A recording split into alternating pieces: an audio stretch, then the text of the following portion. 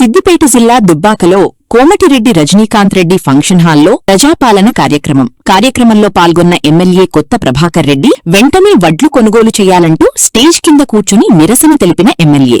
అనంతరం 2 మైకులు పగలకొట్టిన ఎమ్మెల్యే.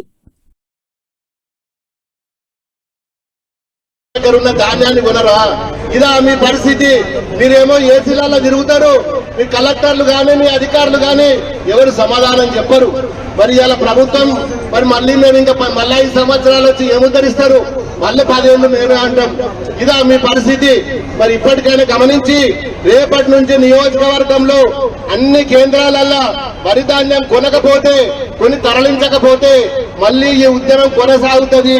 మేము హెచ్చరిస్తున్నా, దుబ్బాక రైతుల తరఫున మరి హెచ్చరిస్తున్నాం. ఇది దుబ్బాకల్లో కాదు, మొత్తం రాష్ట్రమంతా వ్యాపించి సెక్రటరియట్ వరకు, అసెంబ్లీ వరకు కూడా వ్యాపించి ఈ సంగతి చూసే వరకు వదిలిపెట్టమని చెప్పి దుబ్బాక గడ్డ ఉద్యమాల గడ్డ, దుబ్బాక గడ్డ అంటే ఉద్యమాల గడ్డ. ఇలా ఉత్సవాలు అంటున్నారు.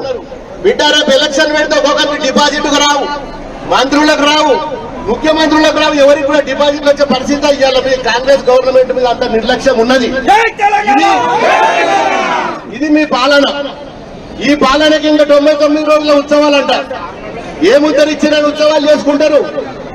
ఇలా మా రైతులు మాకు అడుపులో పెట్టుకొని మేము చూసుకున్నాం. 2 ఏళ్ల నుంచి ప్రాజెక్టులు కట్టుకున్నాం, కరెంట్ ఇచ్చినాము, విత్తనాలు ఇచ్చినాము, సమయానికి ధాన్యాన్ని కొన్నాం, పైసలు అకౌంట్లలో వేసినాం.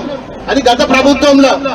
ఈ రోజు వరకు కూడా ఇప్పటి వరకు కూడా ఎక్కడ కూడా ఏ మండలంలో గాని ఏ సొసైటీలో గాని గింజ కొన్నది లేదు, దీన్ని కూడా పెట్టింది లేదు.